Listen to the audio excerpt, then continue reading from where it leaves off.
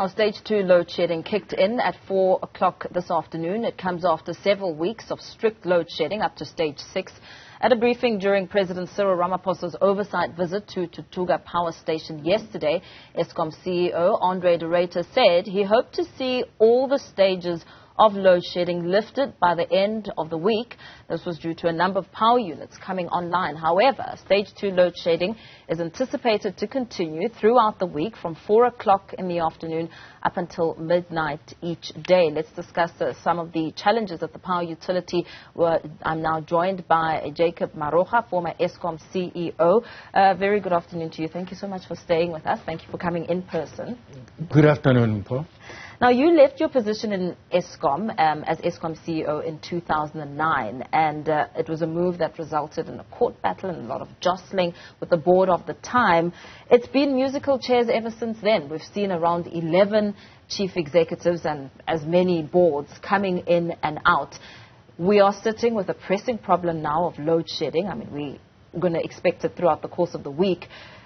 A lot of eyes and attention has been laid on Ruyter and his board.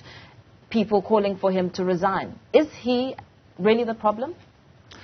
I think it will be unfair to lay such a huge, historic and systemic problem at the door of one person. I think one has to look at the entire governance of that critical entity and look at the entire policy environment, regulatory environment, funding environment, and begin to talk to what are the key challenges that needs to be resolved for us to get reliable and secure power. Yeah. We're in the middle of this energy crisis. Eskom is short of megawatts. We're hearing the same excuses, perhaps the same excuses of 2008, aging infrastructure and wet coal. What is the elephant in the room? Well, look, the history has got many phases. In 2009, what we had as a problem was lack of generating capacity. The reserve margin of the power system was very thin. So when it's very thin, that is, the gap between what you have to generate and the supply is very thin. So any problem in any power station can lead to load shedding. That was the problem. But the current problem, as been articulated by the leadership of Eskom, is that we've got a problem of reliability of the current fleet. There's currently about 15,000 megawatts on a continuous basis that are broken down, not able to support the grid.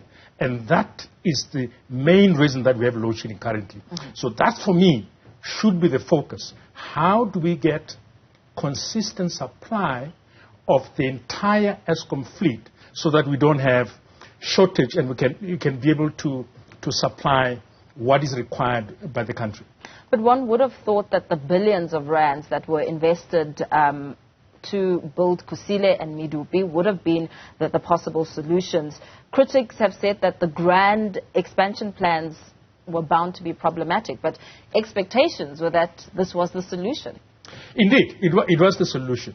Since 2009, we've got Medupi and Kusile and Ingula come on stream. In fact, in 2009, we had about 40,000 megawatts on the grid.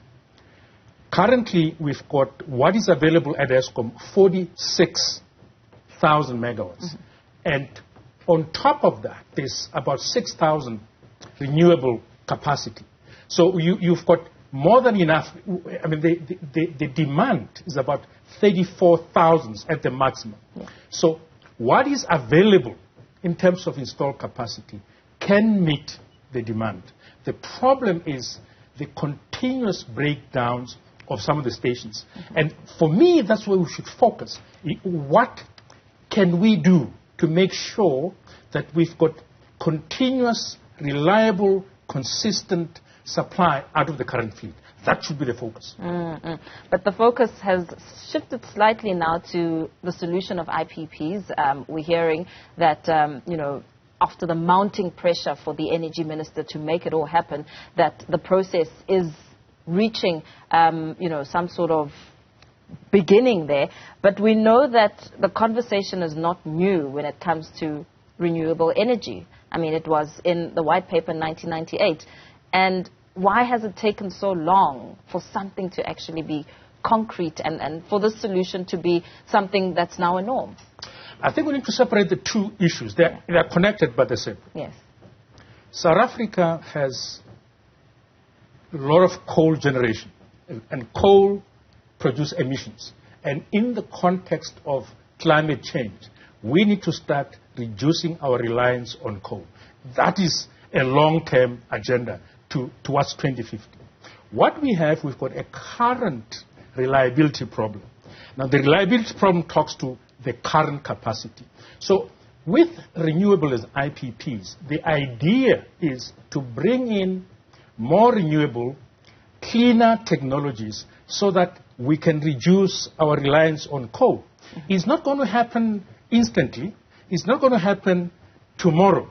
And people are confusing that if we bring renewables quicker, we'll solve load shedding. We won't. And the technologies are different. The renewable technology, which is mostly solar and wind, is intermittent, is non-dispatchable. So you cannot rely on it to have a reliable grid. It's complementary to the grid, but it's not what is called dispatchable to be able to end load shedding. What we must focus on to end load shedding is on the current coal fleet that must be run reliably. And maybe just to also to add to the issue of renewables, we need to also learn from other countries which are far ahead in the installation of renewables. And one of those countries is Germany. And Germany has paid school fees for all of us. They've spent 8.5 trillion over 20 years to get more renewable into their system. But what we know is very difficult for a modern economy to run only on renewables currently. The technology is going to evolve. We're going to get battery storage. We're going to get many other technologies that can support renewables. But currently, we have what we have. So where to from here? Because, I mean, we have heard the promises. In fact, just on admission alone, in 2007, former President Thabo Mbeki said, okay, Eskom was right, government was wrong. The first public apology on what would be even worse. Yes. Yeah. No. So there was a 1998 white paper which articulated how the entire power sector need to be reformed. And part of that was to bring in IPP. The reason for IPP is still very strong, and it was strong then. And the reason there are many reasons, but there are very critical reasons. One of the reasons is that in bringing IPPs will bring new capital into the power sector, new skill set into the power sector. The government or Eskom doesn't have to put the capital, and that was a good reason. But it didn't happen according to plan for many other reasons, but the biggest one is that our price of electricity is too cheap. If it's too cheap, it's not good for the investor, it's good for the customer. And hence, Eskom has to be brought in to close the gap. So those are the part of the delays of bringing in the IPPs. But currently, there's a stream of IPPs coming in, but it's mostly renewable, which are not going to solve the current problem. So, South Africans are frustrated at the moment. We want instant solutions, and the load shedding is only getting worse. I mean, we're hearing of stage 2, which is, I suppose, we should be grateful, a lot better than stage 6. But the impact is quite severe, especially if you look at businesses can't operate generators and so forth. And the state of the economy as well is also being hindered because we keep hearing the president saying Eskom cannot be allowed to fail. But then we say, Mr. President, give us the solutions. I mean, he was locked in a meeting with management yesterday up until very late in the evening. What does government need to do right now to mediate this? I mean, you've spoken about the grand plan on how we need more megawatts, and that needs to be operational. And, of course, looking after the fleet, ensuring that it is looked after very well. But, the instant solutions, the short-term solutions what are those short-term solutions as opposed to the long-term solutions that are needed, yes, for the future, but at the moment, this is a pressing problem? The most credible immediate solution is to make sure that the current fleet is run efficiently, it's run consistently. That's, for me, where we need to focus.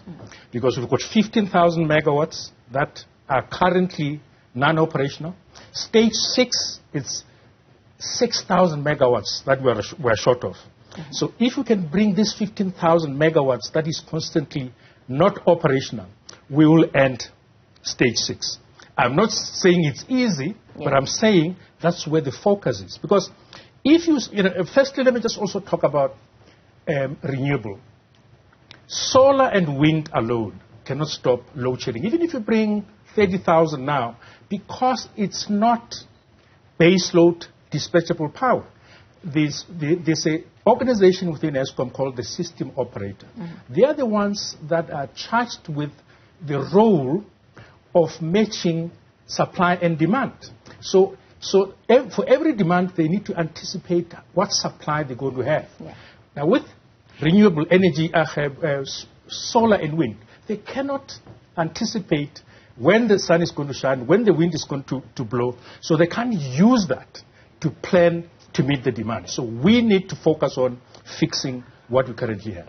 But what about the other elements? I mean, challenges like sabotage. I mean, we once heard current CEO speaking of how there's high securities, there are cameras watching, yet there are issues of sabotage. Look, I cannot talk to that. I don't know. I think, but they've talked about the issues of sabotage. It will be about security. It will be about, bringing the entirety of the stakeholders within Eskom, because you cannot have people like your employees begin to sabotage you. There must be something fundamentally wrong, and that must be dealt with in terms of labor relations, and of course, the issue of security in power stations. If it's an issue, it must be, strengthened. But in the broader scheme of things, the focus has to be, let's get what we have more efficiently operating. Then in the short to medium term, we can deal with load shedding. Then the issues of renewable and IPPs are going to be longer term issues, because that is going to take time to bring on the grid. Absolutely. Thank you so much for your time. Let's leave it there for now. Of course, learning there about some of the solutions. Former Eskom CEO Jacob Maroga speaking to us there about the long and the short-term plans. Load shedding, of course, something that is not going to go away immediately.